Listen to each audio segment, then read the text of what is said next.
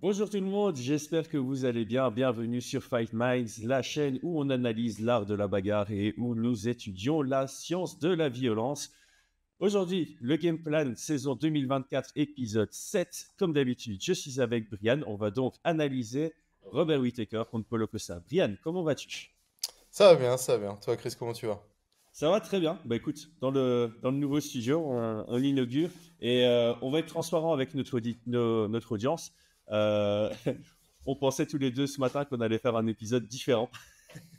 Donc il y en a un de nous deux qui est moins bien préparé que l'autre. On vous laissera deviner qui c'est. Alors, comme d'habitude, on ouvre en lançant le pré-vol. Paris sur le MMA avec Unibet. Quelle sera l'issue du combat? Une soumission? Un KO? Paris sur l'appli numéro 1 avec Unibet. 100 € de bonus sur ton premier pari. Merci à unibet.fr de nous soutenir depuis maintenant très longtemps. On vous indique que notre lien en description de cette vidéo vous offre un free bet allant jusqu'à 100 €. Si vous vous lancez, s'il vous plaît, faites-le de manière responsable et jouez de manière récréative. Alors, comme d'habitude, on ouvre le podcast avec les cotes de paris qui sont données par Unibet. On est à 1,48 du côté de Robert Whittaker. On est à 2,48 du côté de l'inactif Paulo Costa. On est sur un 65-35. Est-ce que tu t'accordes avec ça? Euh, ouais, je descendrais peut-être quand même à... Enfin, je descendrais du côté de Whittaker, je partirais peut-être plutôt sur un 60-40, tu vois. Oui. Euh, Notamment le fait que ce soit en 3 rounds et... Et... Ah, non, je veux rien dire, mais j'aurais pu partir sur un 60-35, mais avec un peu de recul, je partirais plutôt sur un 60-40 et j'expliquerai un petit peu pourquoi. Ok, intéressant. Moi, je pense qu'il y a une vraie complexité à définir les cotes dans ce combat pour plusieurs raisons. La première raison, c'est du côté de Paulo Costa. C'est vrai qu'il est tellement irrégulier en dehors de la cage qu'on ne sait pas trop ce qu'on aura dans la cage. Alors, est-ce qu'il nous a déjà fait une contre-performance? Certaines personnes spéculent sur son combat contre Adesanya. Moi, je pense que Adesanya était juste l'anti-combat parfait Mhm. pour Paulo Costa. Et donc, je ne considère même pas ça comme une contre-performance. Bon, moi, je pense qu'on a toujours un Paulo Costa qui repose sur ses compétences et ses compétences sont bien présentes. Et de l'autre côté, on a un Whittaker qui euh, a toujours été l'élite de l'élite. Mhm. Mais là, il sort d'une défaite un peu difficile à laquelle on ne s'attendait pas. Et donc peut-être que ça calibre un peu. Donc ce combat est assez complexe. Moi, je pense que les cotes de Paris ne sont pas spécialement mauvaises. Je te rejoins. Si je devais aller dans une direction différente que le 65-35, ce serait plus à me rapprocher de Paulo Costa, donc plus à me rapprocher du 50-50. Bon, on en est loin. Pour moi, Whittaker est largement favori. Mais voilà, on est plutôt bien. La valeur est correcte selon moi. Force et faiblesse, commençons par celui que... Allez, on va chaque fois spéculer sur le fait qu'il y a une partie de l'audience qui connaît le MMA que depuis peu, et par Mhm. conséquent, ils connaissent moins Paulo Costa que Robert Whittaker, parce que Paulo Costa, son dernier combat remonte quand même il y a assez longtemps. Son dernier combat annoncé est assez récent, mais la dernière fois qu'il est rentré dans une cage, ça remonte à il y a assez longtemps. Donc comment est-ce que tu définirais Paulo Costa? Paulo Costa, comment je définirais? Alors, étrangement, avec son physique, je trouve que son style va pas trop avec son physique, on va dire. Donc, pour moi, je le définirais comme un kickboxer, tu vois, au final. Au final. Ouais. Euh, Étrangement. Très très bon, de très très bons kicks, extrêmement puissant. Donc son physique quand même génère quand même pas mal de puissance. Tu l'as dit, hein, dans ses combats, il est assez régulier, donc je pense que c'est un combattant qui est plutôt constant dans ce qu'il Ouais. propose. Et voilà, donc pour le définir, je dirais ouais, puissant kickboxer, je pense. Alors, un truc qu'on nuance tout le temps avec Paulo Costa, c'est que de par son physique, on a l'impression qu'il frappe très très dur. Et je pense qu'il frappe très très dur, mais il n'a pas le knockout power. Ouais. La dernière fois qu'on avait fait un podcast sur lui, on réfléchissait, on ne trouvait pas un combat où il avait mis un KO sur une frappe ou même fait réellement vaciller Mm. au point qu'il y ait un gros KO. C'est quelqu'un qui va travailler sur les combinaisons pour aller finaliser ses adversaires. Donc il y a aussi cette notion qui est importante quand même dans tout combat, et surtout face à un Whittaker qui a combattu 2 fois contre Yoel Romero, qui a prouvé qu'il était fort aussi quand il était sonné, qu'il était capable de récupérer ses esprits. C'est que on doit partir du principe que Paulo Costa, pour terminer Whittaker, il doit le toucher et réussir à le finaliser derrière. Il n'arrivera pas à le finaliser sur une frappe. Enfin, en tout cas, c'est comme ça qu'on doit spéculer sur les 16 combats professionnels de Paulo Costa. Alors, il y a juste un élément, parce que maintenant les gens définiront que c'est moi qui improvise le podcast. Donc, le dernier combat de Luke Rockhold remonte quand même à août 2022. Et c'était contre Luke Rockhold en altitude, là, un combat qui ressemblait à tout et à rien en même temps. Tu vois, le combat, c'était n'importe quoi, mais ça restait agréable à regarder. C'était très bizarre. Très Paulo Costa, en fait. Oui, et puis très, très Luke Rockhold sur la fin, quoi. Aussi. Et Donc, son avant-dernier combat, c'était contre Marvin Vettori, et c'était un vraiment très très beau combat. Et on a vu que là, il était capable de tenir sur 5 rounds, chose qu'on ne le pensait pas capable, alors qu'on a l'impression qu'il était plus en train de picoler dans sa vie. écoute, Euh, ça, c'est très intéressant parce que combat de Marvin Vettori, j'avais l'impression que son cardio diminuait, mais quand tu regardes les chiffres, il reste très constant dans le nombre de frappes qu'il envoie et dans ce genre de statistiques, tu vois. Donc il est quand même ça on va peut-être en parler dans les forces, mais il a quand même une bonne endurance, tu vois. ouais, je pense aussi que son endurance est bonne.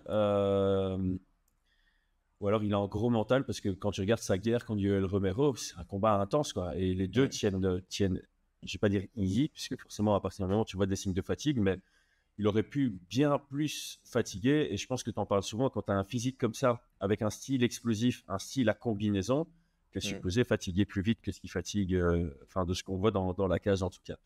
Et un truc que j'aime bien chez Paulo Costa, je pense que tu l'as souligné, je vais juste remettre les mots dans un autre ordre. C'est un combo puncher, c'est quelqu'un qui frappe en combinaison. C'est un bon kicker, et un truc que j'aime beaucoup chez lui, c'est que quand il met la pression, il va réussir à cadrer grâce à ses kicks et puis enchaîner en anglaise derrière. Mm. Donc, quand son adversaire se dirige par exemple sur sa gauche, il va envoyer un kick du gauche, ça va stopper le déplacement latéral de son adversaire, ça va le figer, et quand il est figé, il va rentrer en anglaise. Et ça, c'est une stratégie que j'aime beaucoup. Et Paulo Costa est quelqu'un qui l'a le mieux acquéri en MMA. Tout à fait. Et face à un Whittaker, par contre, je ne sais pas si ça sera réellement utile, puisque Whittaker est plus quelqu'un qui travaille en ligne. Donc, avant de passer au profil de Whittaker, là, on Ouais. a plus ou moins élaboré le profil de Paulo Costa. Distinguons force et faiblesse. Alors sur Paulo Costa, pour moi, il a des très bons kicks. Pour moi, c'est vraiment une de ses forces. Il les utilise très bien.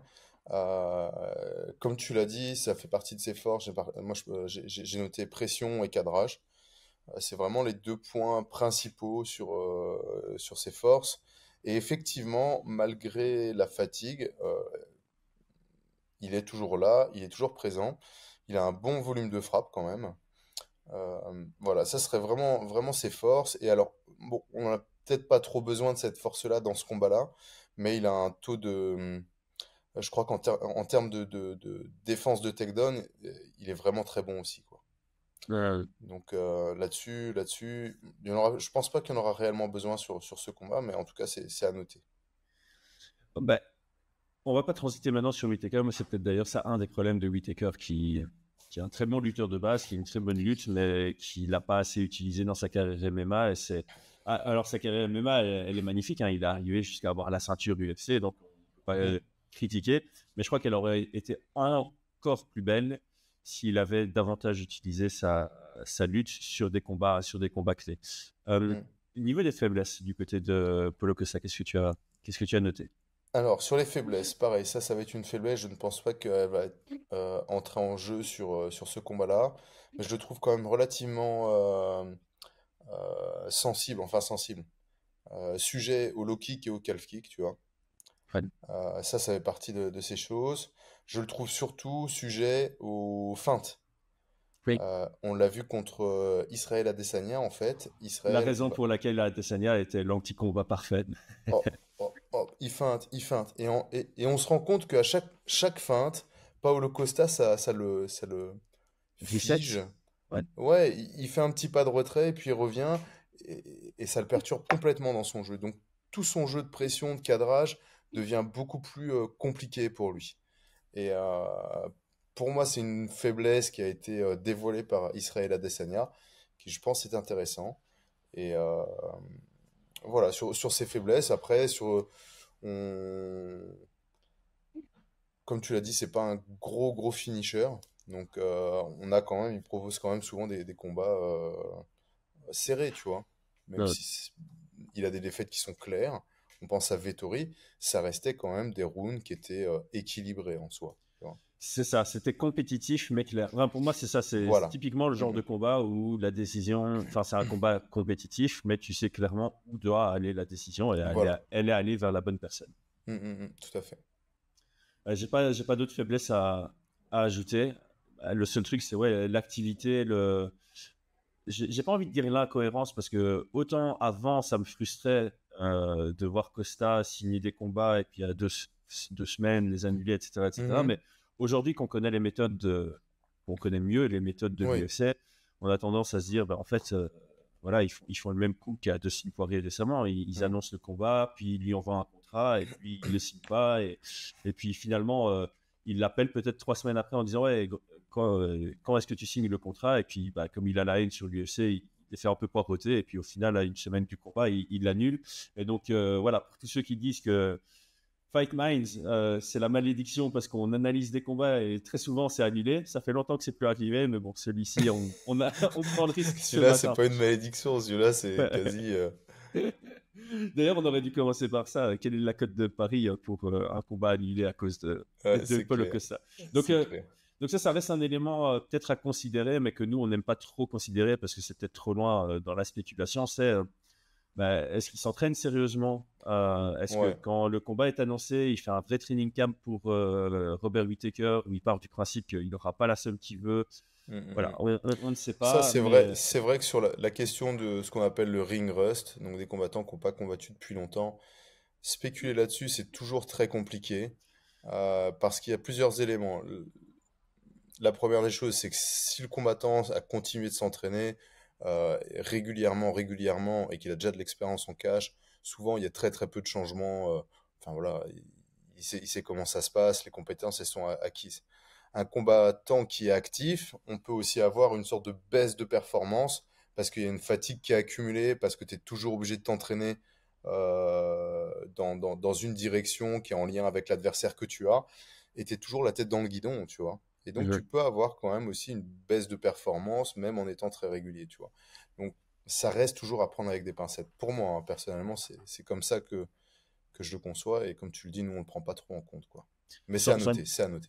100% d'accord. Surtout que Paulo Costa fait partie, selon moi, des combattants un peu naturels, tu vois, qui ont le combat en eux et Ouais. qui vont être plus dans, j'ai pas envie de dire, ouais, peut-être plus dans l'instinct. Enfin, tu vois, ils ont développé leur technique, ils ont développé leurs automatismes et quand ils sont dans la cage, ben, l'instinct fait qu'ils utilisent les bonnes techniques et que ça Mm. ressemble à quelque chose de très propre. Donc, pour lui, l'inactivité ne serait potentiellement pas quelque chose de problématique s'il continue à s'entraîner avec ce mindset, cet état d'esprit de je vais combattre, je vais continuer à combattre dans le top 5 UFC. Mm. S'il a pris un peu de repos, s'il prend un peu plus tout ça à la légère, ça pourrait se ressentir, surtout face à quelqu'un comme Whittaker, pour lequel tu as besoin d'avoir un bon timing. Je pense que Whittaker, c'est typiquement ça, une de ses grandes forces, c'est sa vitesse, sa capacité à rentrer dans une distance, te toucher et en sortir. Maintenant, j'ai quand même te passer la balle. Whittaker, comment est-ce que tu le définirais en tant que combattant? Bah, comment je le définirais? Ben, je pense on sera tous d'accord pour dire que c'est un striker d'élite, hein. Ouais, Euh, Kickboxer, moi je l'ai présenté ce matin, tu vois, parce que on a regardé les combats avec mon fils, comme un karatéka, ouais, euh, avec une garde. Ouais, karaté américain, tu vois, un petit peu. Vraiment, pas un karaté japonais très bas sur les appuis, mais plutôt karaté américain avec les deux pieds quasi parallèles. ouais. Et, voilà, ouais, c'est comme ça que je le définirais, tu vois. Kickboxer américain, enfin américain. Il n'est pas américain, mais vous avez compris ce que je veux dire. Un peu karatéka, avec forcément des qualités en lutte et au sol. Mais je pense que ces qualités qu'il a, euh, qu'il l'avait, je pense. Je pense qu'il s'est réellement spécialisé dans son style. Et tu parlais de son niveau de lutte qui est ou qui était très bon. Je pense qu'il s'est dégradé au fur et à mesure des années, comme son Exact. sol, du fait de forcément moins y prêter attention. Ouais.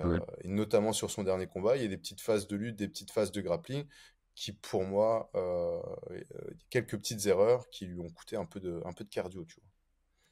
Ah oui, il y a ça aussi. C'est vrai que par conséquent, son cardio en grappling prend généralement un coup quand il y a une phase et que ça se relève derrière. Et Whittaker a le style pour lequel le cardio est extrêmement important. En fait, Whittaker, dès qu'il fatigue, ben, son style est directement moins Ouais. efficace. Le Mhm. timing et la vitesse font partie, enfin, sont les deux qualités qui font que son style fonctionne bien. S'il fatigue, et en fait, c'est peut-être pour ça, hein, on peut peut-être spéculer son choix de carrière de mettre un peu plus de côté la lutte et le grappling pour mettre un plus gros focus sur le pied-point. C'est peut-être Mhm. justement pour ça, parce qu'il se dit, bah, si je continue à lutter et grappler, bah, c'est bien, mais dans le troisième round, je vais plus ressembler à rien debout et je serai obligé de faire que de la lutte et du grappling à partir du troisième round, ce Mhm. qui l'arrange Joseph, peut-être pas. Donc ici, peut-être pour nuancer, parce que toi, tu en parles souvent sur notre podcast, pour ceux qui écoutent celui-ci en premier ou qui n'ont pas écouté un podcast où tu en as parlé, ce que tu dis souvent, à juste titre, c'est que tous les combattants ont un temps d'entraînement limité. On ne peut pas s'entraîner 80 heures par semaine. Ce qui fait que bah, selon comment tu répartis ton temps, bah, tu vas continuer, tu peux choisir de continuer à t'améliorer partout au même niveau, mais ça te rend moyen partout au final parce qu'il y a des gens qui se spécialisent. Et si tu Mhm. décides de te spécialiser, bah, automatiquement, l'endroit que tu te délaisses va devenir de plus en plus une faiblesse. Parce que maintenir, c'est bien, mais on est dans un monde évolutif où si tu n'améliores pas, au final, tu deviens plus faible automatiquement. Mhm. Euh, donc, j'aime bien l'état général de comment tu as décrit Whittaker. Donc, évidemment, on va peut-être parler des forces et des Oui, faiblesses bien parce que sûr, ça hein. va complémenter ça. Notamment, ben, il a un très bon cardio, il a une très bonne gestion de l'énergie. C'est quelqu'un qu'on a Mhm. rarement vu plus fatigué que son adversaire. Malgré ça, il est bon défensivement dans la fatigue. Tu vois, quand tu vois qu'il y a quand même des drops d'énergie, il va plutôt se concentrer sur OK, je vais défendre pour récupérer mon énergie pour réattaquer derrière. Et quand il doit juste défendre, c'est plutôt bon. Euh, on a déjà dit, hein, mais vitesse, je pense que il a, il a une bonne lecture de la distance. Forcément, avec son Mhm. style in Mhm. and out, c'est très très important pour lui de comprendre ses distances, de comprendre quand est-ce qu'il peut attaquer sans que son adversaire puisse le contrer sur un bon timing. Mhm. Et en fait, il a besoin d'une bonne lecture du timing, chose qu'il n'avait pas spécialement contre Adesanya la première fois. Mais on a vu que la deuxième fois, c'était bien plus au point. Par contre, moi, dans la grosse faiblesse que j'ai, et c'est peut-être là où je te rejoins sur le fait qu'on pourrait se diriger plutôt vers un 60-40 que sur le 65-35, c'est que son style n'est pas très efficace face à des gens qui mettent bien la pression. Mhm. Forcément, il a besoin d'espace, il a besoin de savoir faire des in and out. S'il n'est pas capable de faire un out, Mhm. Mhm. son style devient moins efficace. Et la souplesse de ses jambes. Ouf, comment oublier ça? La souplesse Dans de quoi? ses Dans le jambes. positif?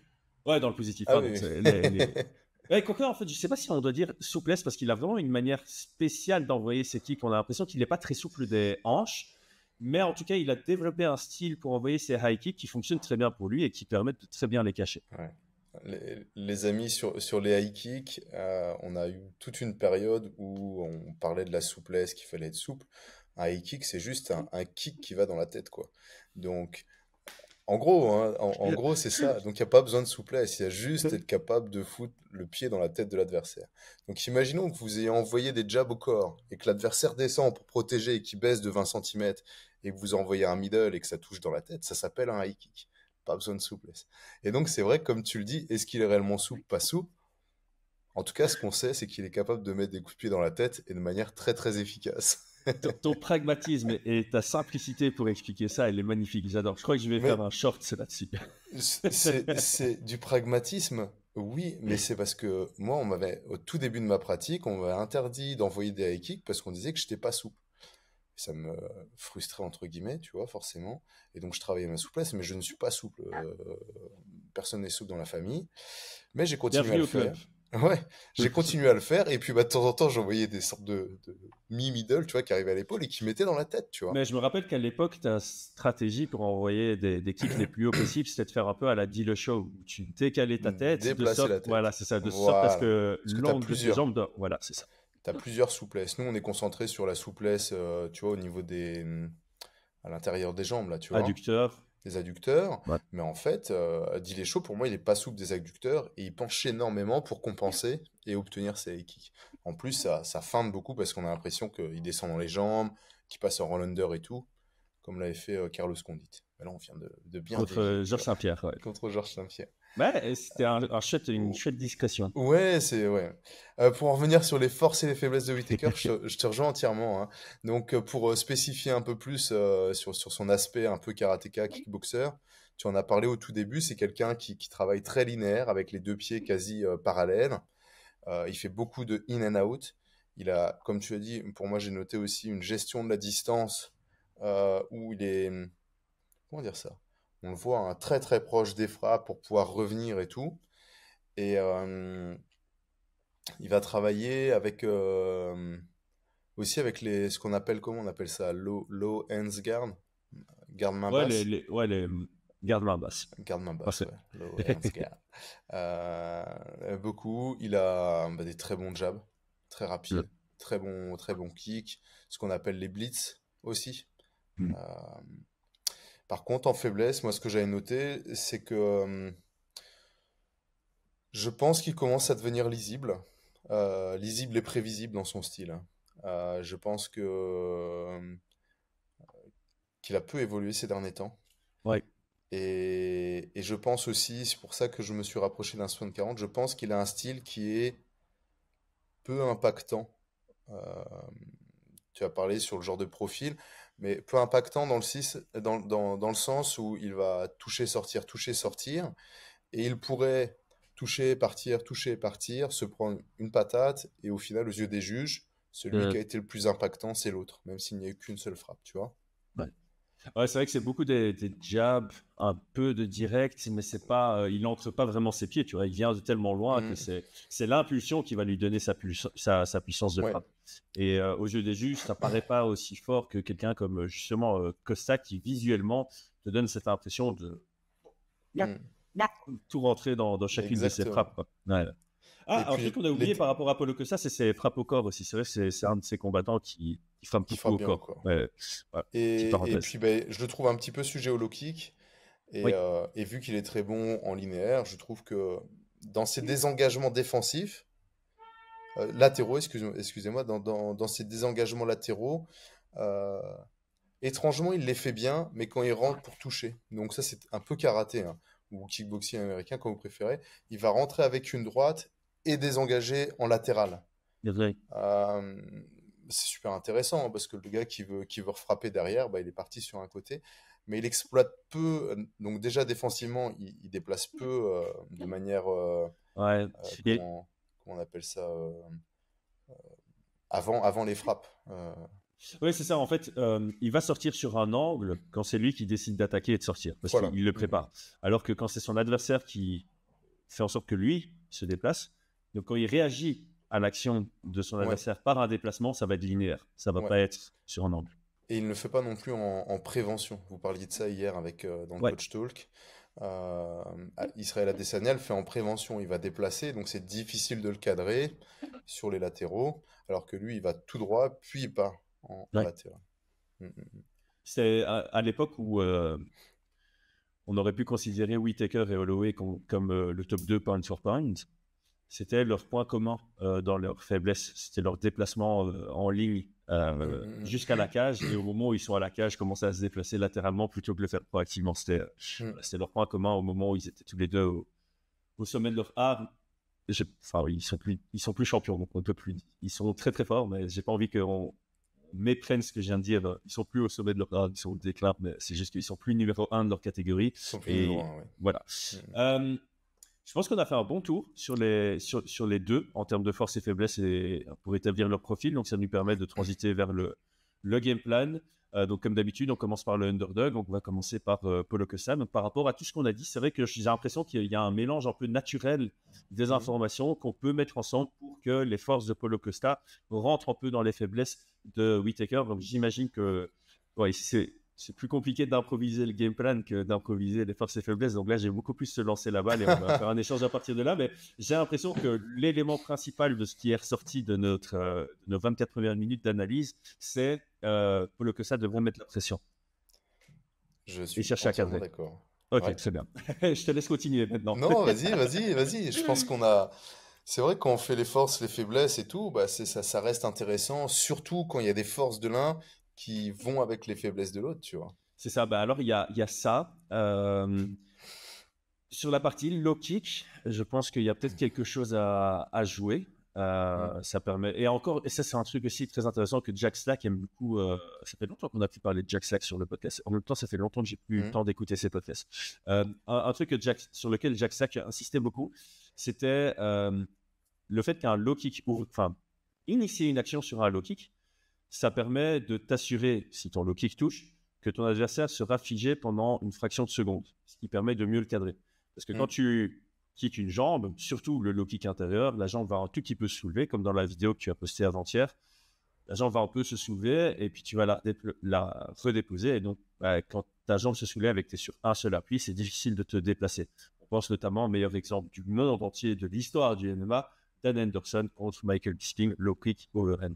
Et face à quelqu'un qui se déplace beaucoup, que ce soit latéralement ou in and out, ouvrir sur un low kick pour pouvoir engranger derrière, c'est une bonne idée. Donc je pense que cadrage, low kick et engager derrière les low kicks au moment où Whittaker n'est plus capable de se déplacer, sont deux éléments principaux de la stratégie de Paulo Costa. Écoute, ben, je pense que bon, après voilà, hein, on sera un peu tous d'accord. Moi, c'est vraiment les deux gros points qui ont été soulignés. La pression, on met de la pression, chercher à cadrer. Et alors, euh, au tout début, j'avais écrit low kick, tu vois, j'avais souligné. Et après, j'ai désouligné, je sais pas si on se dit, j'ai enlevé le soulignage, j'ai barré, et j'ai souligné kick. Et je vais vous expliquer Ouais. pourquoi. Je pense que effectivement, les low kicks, c'est très intéressant sur quelqu'un qui se déplace beaucoup, d'aller chercher à abîmer sa jambe, enfin abîmer sa jambe d'appui et ses déplacements. Ça, tu en as régulièrement parlé depuis pas mal d'années. Les gars qui se déplacent, eh bien, il faut kicker dans les jambes, c'est les deux appuis. Mais à ça, je pense qu'il faut qu'il rajoute aussi les middle et les high kicks. On en a parlé. Whittaker a tendance à aussi descendre les bras et Mhm. envoyer des jabs. Alors, la garde basse avec les mains basses, c'est très très intéressant parce que vous avez beaucoup plus d'aisance pour lancer vos jambes. Et en plus de ça, sur les jabs de Whittaker, c'est des jabs un peu claqués comme ça, tu vois, qu'il envoie. Et il part pas depuis le champ visuel de l'adversaire. Ils partent depuis en bas. Alors ceux qui ont lu le manga, euh, comment ça s'appelle, Hippo, là, tu vois? Non, tu connais pas? Eh Ouais, bien, dedans, ils en parlent comme ça. Tu as des jabs qui partent depuis sous la ceinture, entre guillemets, et qui sont plus dans le champ visuel et qui arrivent, tu vois, boum, au dernier moment devant les yeux. C'est très, très imprévisible. Et face à ce genre de profil, eh bien, d'envoyer des middle, des high kicks sur une garde basse, ça fait monter les mains. Et ça ouais. va réduire le nombre de jabs. Et donc, pour moi, les kicks, ça va être deux objectifs, réduire la mobilité et réduire les attaques de points. Donc, tout ce qui est jab, tout ce qui est cross aussi, parce qu'il utilise très bien en cross. Voilà. Cool. Donc, ça, c'était mes deux points qui étaient Très bien vu. importants. Très très bien vu, j'aime beaucoup. Et puis tu as aussi cette question de faire du mouvement à la garde de ton adversaire. Donc si tu as les mains basses et que ton adversaire t'envoie des high kicks, bah, tu dois venir défendre. Tu vas venir Si tu veux défendre. bloquer, c'est un beaucoup plus long trajet de monter ta garde que d'être là et de faire un petit coup de coude, quoi. Un petit cover, Ça paraît ouais. bête, mais voilà, ça Mm, peut, mm, ça peut mm, faire mm. sa différence. Et puis, euh, ça rentre dans la tête de ton adversaire. Ok, il essaie de Mm, m'envoyer des high mm, mm, kicks. mm, mm, mm. Tu pourrais même sortir ton adversaire de son jeu en se disant ouais, si je continue avec ma garde basse, il y en a un qui risque de passer. Je vais combattre avec une garde haute. Il n'a Mm, pas l'habitude. Ça fait plus partie de ses forces. Et ses jabs seront moins efficaces par la suite. Donc mm, j'aime mm. beaucoup parce que c'est un peu euh, une technique qui à la fois est offensive et peut t'offrir un high kick qui passe. Et en même temps, ça désamorce une des forces de ton adversaire. Voilà. Parce C'est qu'il y un a, double objectif. C'est mm. pas mal. J'aime bien. Parce qu'il y a pas besoin de toucher, hein, souvent quand on fait de la boxe ou du kickboxing, on est toujours à vouloir que toutes les frappes touchent et toutes les frappes fassent mal. Mais en fait, vous devez presque avoir, je sais pas moi, sur 100 frappes envoyées, il y en a la plupart du temps, il faut peut-être, je sais pas, entre 60 et 80% de frappes qui sont là pour construire. Ouais, Donc elles sont là pour construire, toucher, peut-être faire monter la garde. Mais si vous envoyez un high kick et que le gars fait un retrait qu'il n'est pas touché, il se dit, ok, faut que je fasse attention parce que quand je rentre, imaginons qu'il décide d'envoyer un high kick à ce moment-là, ça crée du doute, ça crée de l'information. Et ouais, donc il faut pas râler en se disant, ah, j'ai pas réussi à le toucher, j'arrête mes high kicks. Non, là vous avez envoyé une information. Il va c'est peut-être clair. moins avoir envie de rentrer, de baisser sa tête, engagé sans avoir sa garde, et c'est toujours intéressant. C'est une très bonne leçon à donner. C'est problématique et d'ailleurs, on le voit jamais à haut niveau. À très haut niveau, tu n'as jamais quelqu'un qui envoie toutes ses frappes avec des mauvaises intentions pour Mm. finaliser son adversaire. Il y a une raison derrière ça, c'est que ça marche pas comme ça. Et peut-être chez les poids lourds, il y en a peut-être qui ont performé comme ça parce que ça finit très vite et donc ils se fatiguent pas, mais tu n'auras jamais quelqu'un qui envoie toutes ses frappes à 100% avec une intention de KO qui va tenir un 5 rounds, si ça tient 5 rounds. Mais Donc, je pense que ça vient un petit peu surtout du kickboxing hollandais.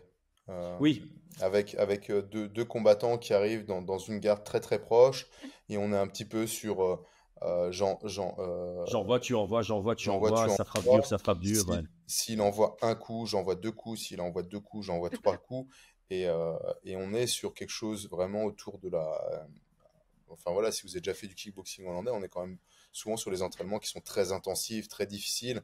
Et c'est pas forcément le plus technique qui l'emporte, sauf à haut niveau. C'est ça qui est assez drôle, c'est qu'on a Ouais. des combattants en amateur, ils vont gagner partout parce qu'ils sont plus endurants, plus durs au mal, ils vont mieux encaisser, plus frapper. Mais une fois arrivés en pro, face à des gars qui ont rajouté en plus de ça de la technicité, là ça devient compliqué. Ouais, ouais, c'est intéressant. J'avais aussi remarqué en plus cette transition, tu vois, où tu peux être très fort grâce à ta résistance, ta durabilité et le fait d'être dur au mal et d'avoir des bonnes combinaisons en kickboxing. Mais au final, quand tu regardes l'élite de l'élite, sont ceux qui sont capables de construire leur jeu derrière un jab, qui sont capables de feinter, de se déplacer, de créer une distance qui n'est pas on Ouais. est face à face en train de s'envoyer des parpaings. Passons au game plan du côté de Whittaker pour aborder Paulo Costa. Quels seraient les grands axes dans sa préparation pour maximiser ses chances de victoire selon toi? Euh, Toi, t'as des idées? Non, c'est pour ça que je te pose la question. Non, non, c'était pour. Écoute, Euh, moi, ouais, vas-y, non, comme ça. parce qu'il faut que je fasse une réflexion, donc je ne sais pas si c'est agréable pour ceux qui regardent le podcast de me regarder Bah, c'est tout. réfléchir. Si c'est bien, dites-le moi, comme ça j'ouvre un OnlyFans, tu vois. Regardez Chris qui est réfléchi, mais non, moi je pense qu'il y a, bon, forcément, l'inverse de ce qui est contre lui, donc garder de l'espace derrière lui. Euh, en fait, son naturel pourrait très bien fonctionner, hein, pour peu qu'il ait de l'espace derrière Hmm. lui. Garder une distance lointaine, parce que la grande force de Paulo Costa, c'est rentrer à partir du kicking range au boxing range et travailler à partir de là. Donc le fait de maintenir un maximum le karaté range, se déplacer, rentrer une fois, sortir, Hmm. chercher à frustrer Paulo Costa, ça peut être la voie à suivre. Et alors, il y a le low kick. Hein. Mais est-ce que Whittaker envoie beaucoup de low kick? Je sais pas trop si J'ai c'est. cherché, et je trouve pas, tu vois.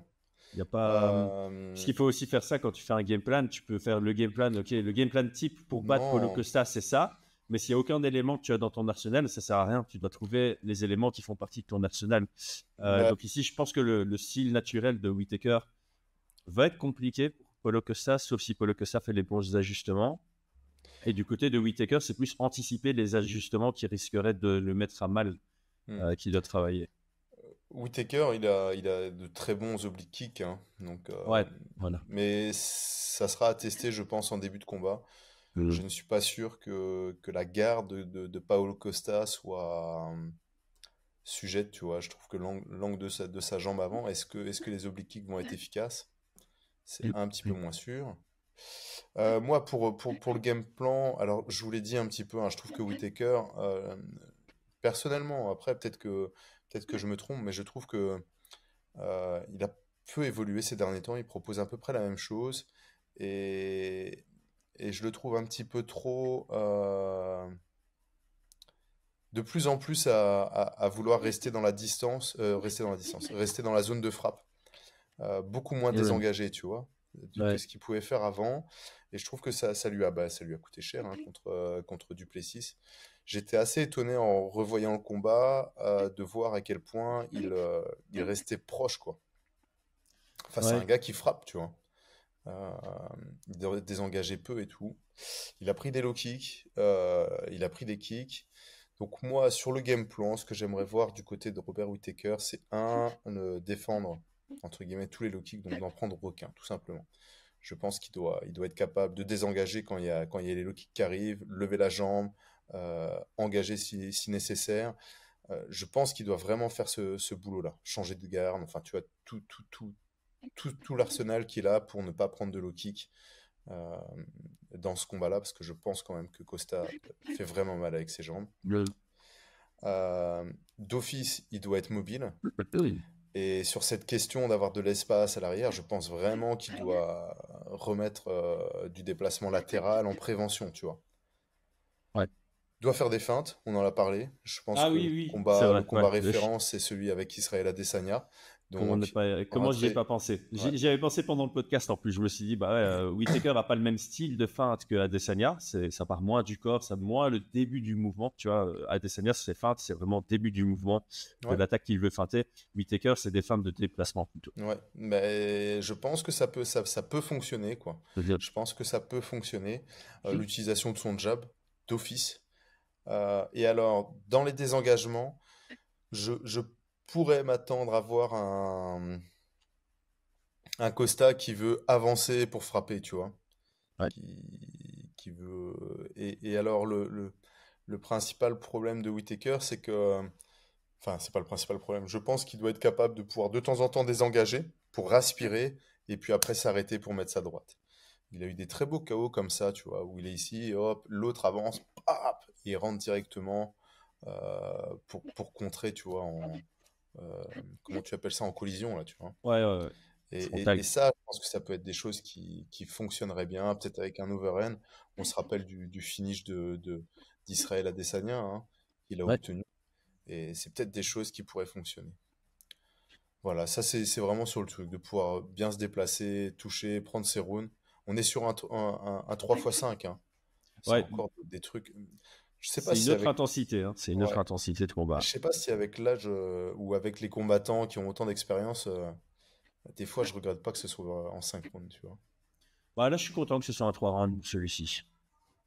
Ouais, on verra. Je pense que ça Mm. va à l'avantage de Paulo Costa, moi personnellement. Ouais, je pense aussi. Je pense Mhm. aussi. Eh ben, parlons des pronostics et préférences, hein. Est-ce que c'est une préférence que ce soit à l'avantage de Paulo Costa ou non? Moi, du côté de mon pronostic, je crois que je vais pas me mouiller. Je vais aller vers ma préférence aussi. J'aime trop Whittaker que pour pouvoir être contre lui. Mhm. J'espère voir un. En fait, j'espère le voir gagner, mais comme tu dis, avec quelque chose de nouveau dans son jeu. En fait, si on le voit gagner en étant lui-même, notamment face à un Paulo Costa qu'on sent pas à 100% et qui n'a pas pris le combat au sérieux, ça Mhm. me décevrait énormément. Par contre, si on voit un Paulo Costa bien préparé et un Whittaker avec des nouvelles choses dans son arsenal, notamment des déplacements préventifs, je pense que ce serait une belle amélioration à son jeu. Je serais ultra satisfait de sa victoire. Ce serait ma préférence. Et mon pronostic, c'est Whittaker à la décision.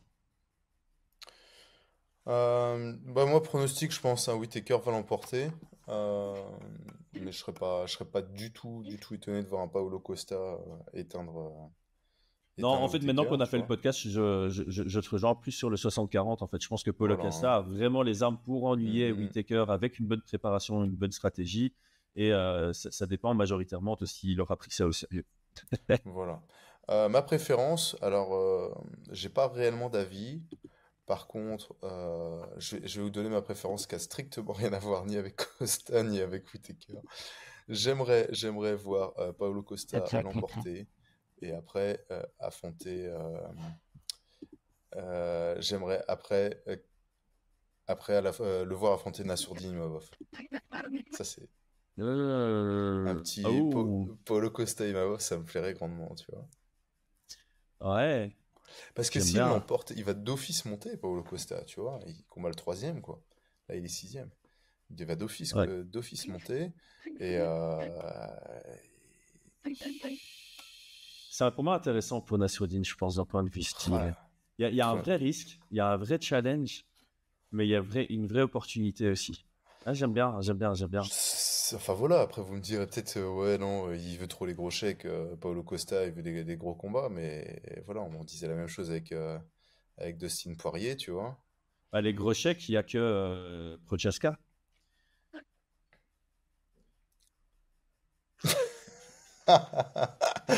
Ah là là là là, ouais.